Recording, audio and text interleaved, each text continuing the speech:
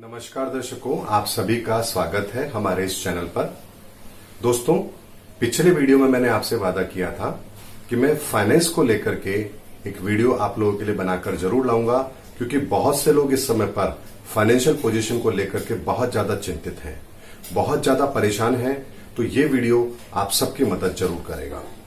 दोस्तों, एक बात को समझना पड़ेगा कि फाइनेंस जो होता है वो एक ऐसी चीज है जो आपके सभी काम को प्रभावित करती है। यदि फाइनेंस का रोटेशन सही होगा तो आपके हर काम बढ़िया तरीके से चलते हैं।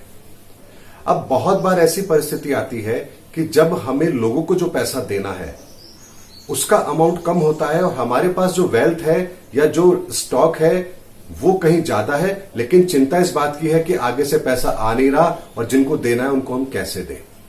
एक कंडीशन ये होती है। दूसरी कंडीशन ये होती है कि आपके पास जितना है उससे कहीं ज्यादा आपका कर्ज हो चुका है और आप चाह करके भी उससे बाहर नहीं निकल सकते। और तीसरी परिस्थिति ये होती है कि जहां आपको बाजार को कुछ देना नहीं है लेकिन आपको बहुत बड़ा अमाउंट बाजार से लेना है।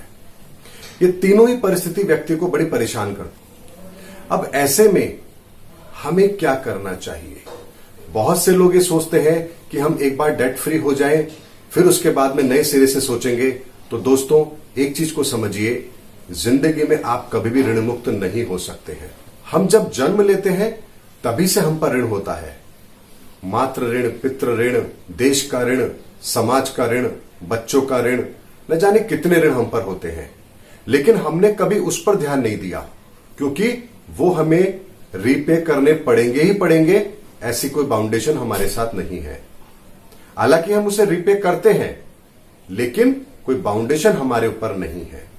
लेकिन जो फाइनेंस का ऋण होता है वो सीधा सीधा हमारे मन मस्तिष्क पर प्रभाव डालता है और इसीलिए हम सबसे ज्यादा चिंतित उसी चीज को लेकर के होते हैं। दोस्तों, एक चीज को समझिए, यदि मान लीजिए किसी के ऊपर 50 लाख का कर्ज है और 50 लाख की उसकी संपत्ति है, अगर वो आज सब कुछ बेच करके ऋण मुक्त हो जाए तो इसे आप क्या कहेंगे? ये फैसला उसका सही फैसला है या गलत है? बहुत से लोग कहेंगे सही है, बहुत से लोग कहेंगे गलत है। दोस्तों, एक बात की खुशी वो व्यक्ति मना सकता है कि आज वो ऋण मुक्त हो गया, लेकिन क्या इस बात का दुख उसे नहीं करना चाहिए कि आज वो सड़क पर भी आ गया, यानी आज उसकी वेल्थ जीरो हो गई है। अब यदि दोबारा से वो अपनी 50 लाख तक की वेल्थ पर जाना चाहता है तो उसको कितनी मेहनत करनी पड़ेगी?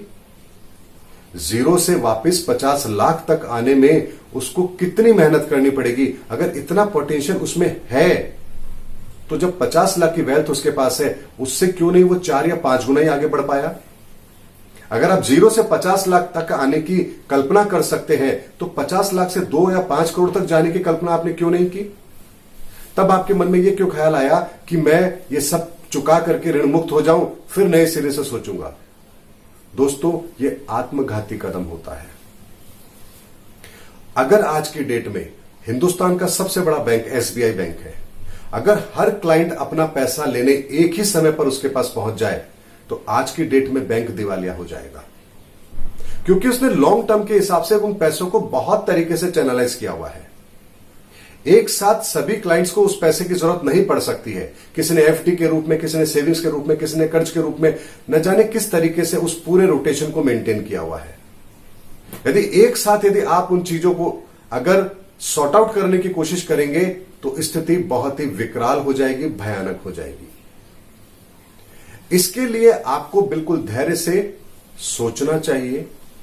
समय के अनुसार हर समस्या का समाधान भी निकलेगा। आपको केवल अगले 6 महीने से साल भर की चिंता करनी है कि उस पीरियड को हमें कैसे मेंटेन करना है। अगर मान लीजिए आपको कोई कर्ज देना है किसी को, तो आप उसकी रिस्ट्रक्चरिंग करवा सकते हैं, यानी जो कर्ज आप 5 साल में चुका रहे थे उसको आप 7 साल या 10 साल के लिए ट्रांसफर करा लीजिए, ताकि आपकी ईएमआई भी कम हो जाएगी और आपको बर्डन भी नहीं पड़ेगा। इस तरीके से भी हम अपने लोन की रिस्ट्रक्चरिंग कर सकते हैं। जिन लोगों को पैसा देना है उनको पार्शियली पैसा देने के लिए कन्विंस कीजिए कि मैं आपको पार्शियली पैसा दे दूंगा। उस तरीके से आप अपनी समस्या का समाधान निकाल सकते हैं। जिन लोगों से आपको पैसा लेना है उनको एक साथ फोर्स ना करके आप उनकी ईएमआई के रूप में आप उनसे पैसा लेना शुरू कर सकते हैं। तो ये आपको एक रास्ता देगा इस परिस्थिति को मेंटेन करने का, क्योंकि एक साथ ना तो आपका पूरा पैसा आ सकता है और ना एक साथ आप अपना पैसा चुका सकते हैं। ऐसे में इस परिस्थिति को लेकर के बहुत ज्यादा पैनिक होने की जरूरत नहीं है, और अगर कोई पैनिक करता भी है आपको तो बहुत ही पॉजिटिव वे में उससे बैठ करके आपको बात करनी चाहिए, क्योंकि ऐसी परिस्थितियां पहली बार हम सब लोग देख रहे हैं। ऐसे में आप लोग इस बात की चिंता ना करें कि मैंने जिंदगी में कभी किसी से उधार नहीं लिया, किसी ने मुझसे आके पैसा नहीं मांगा, मैं अपनी इज्जत के लिए डर रहा हूं। इज्जत कहीं भी आपकी खराब नहीं हो रही है। इस दुनिया का एक भी आदमी ऐसा नहीं है जिस पर कोई कर्ज ना हो। हिंदुस्तान की सबसे बड़ी कंपनी, एशिया के सबसे बड़े अमीर इंसान मुकेश अंबानी पर भी आज की डेट में 1,35,000 करोड़ का कर्ज है, और वो डेट फ्री होने के लिए प्रयास कर रहे हैं। आप और हम बहुत छोटे साधारण इंसान हैं। ऐसे में हम परिस्थितियों को लेकर के बहुत ज्यादा हाइपर हो जाते हैं, पैनिक हो जाते हैं, और जिसकी वजह से हम कोई समाधान नहीं ढूंढ पाते हैं। पैनिक होने की आवश्यकता नहीं है। बहुत ही शांत तरीके से अपनी परिस्थितियों को हैंडल करने की जरूरत है। जो काम आप कर रहे हैं उस काम की ग्रोथ को कैसे बढ़ा सकते हैं, अपने सोर्स ऑफ इनकम को कैसे बढ़ा सकते हैं, वही आपको इस डेट से बाहर निकलने का रास्ता देगा। क्योंकि यदि आपकी इनकम बंद हो गई और कर्जा अपनी जगह रहा तो यह बहुत बड़ी विकट समस्या है।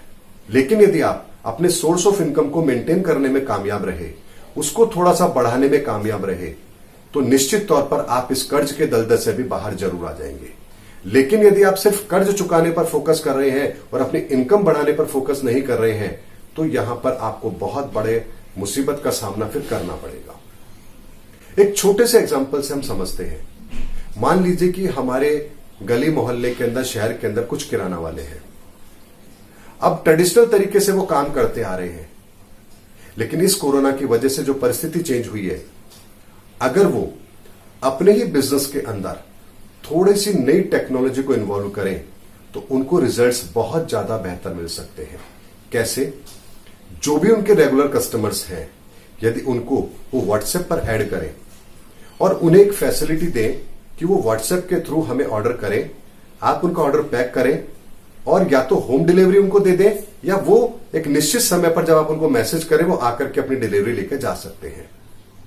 दोस्तों, इससे आपका व्यापार बढ़ेगा और व्यक्ति को सुविधाएं भी मिलेगी कि वो अपना 10 मिनट वहां आपकी दुकान पर आकर खड़ा रहकर और लोगों की भीड़ के साथ में खड़ा रहकर कोरोना से भी अपने आप को बचा पाएगा। तो एक सेफ्टी फीचर भी आपने अप्लाई किया है और एक नया बिजनेस का मॉडल भी आपने अपने बिजनेस के अंदर अप्लाई किया है। उसके अलावा मान लीजिए आप कुछ प्रोडक्ट ही रखते थे अपनी दुकान पर, तो वहां पर ऐसे कौन से और चीजें हैं जो आप यदि रखते हैं तो आपकी सेल इंक्रीज हो सकती है। जैसे मान लीजिए किराना की दुकान पर वो मिनरल वाटर भी रखना शुरू कर देता है, मोबाइल सिम भी बेचना शुरू करता है, मोबाइल रिचार्ज कराना शुरू करता है, या किसी और तरह की फैसिलिटी जो उस एरिया के आसपास में वो प्रोवाइड करा सकता है, या किसी और ऐसे प्रोडक्ट को जो वो अपनी दुकान पर रख सकता है, जो इजीली सेल कर सकता है, तो भी उसकी सेल इंक्रीज होगी। हमें इस तरह के कुछ नए फीचर्स को अपने बिजनेस में, अपने तरीकों में इन्वॉल्व करना पड़ेगा।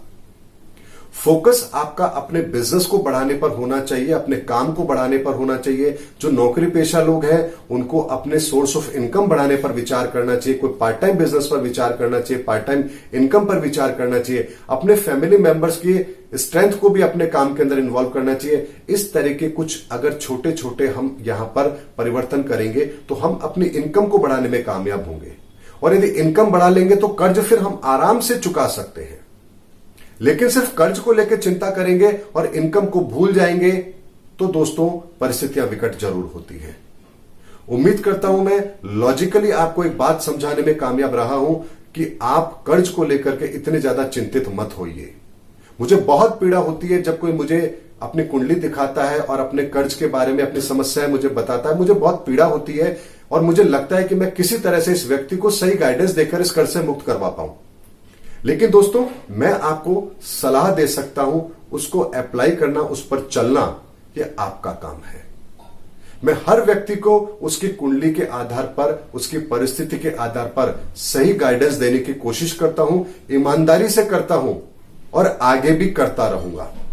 लेकिन आपको मोटिवेशन देना भी मेरा फर्ज है, क्योंकि काम करने की स्ट्रेंथ आपके अंदर होनी चाहिए। परिस्थितियों से मुकाबला करने की ताकत आपके अंदर आनी है, तभी उस परिस्थिति से आप अपने आप को बाहर निकालेंगे। उम्मीद करता हूं मैं आपके इस वर्तमान समय पर जो फाइनेंस को लेकर के आप लोगों के मन में टेंशन है, डर है, एक फियर है, उसको मैं दूर करने में कामयाब रहा हूंगा। आगे भी मैं आपको इसी तरह से सपोर्ट करता रहूंगा। आपकी कोई समस्या है, आप व्यक्तिगत मुझसे बात करना चाहते हैं, मेरे को अपनी कुंडली दिखाना चाहते हैं, आपका स्वागत है। और अगर किसी समस्या पर आपको कोई वीडियो चाहिए तो भी आप मुझे व्हाट्सएप जरूर करें। मैं उस समस्या पर भी, उस टॉपिक पर भी वीडियो बनाकर जरूर लेकर आऊंगा। क्योंकि ग्रहों का परिवर्तन तो स्थिर है, वो तो एक समय समय पर होता है, लेकिन आप लोगों से रोज कनेक्ट करने के लिए कुछ माध्यम तो हमें चाहिए, और यदि वो आप प्रोवाइड कराएंगे तो मुझे बहुत अच्छा लगेगा। उम्मीद करता हूं मेरा वीडियो आपको पसंद आया होगा। अगले वीडियो में फिर किसी नई जानकारी के साथ मैं फिर आपके सामने आऊंगा। तब तक के लिए जय हिंद, जय भारत।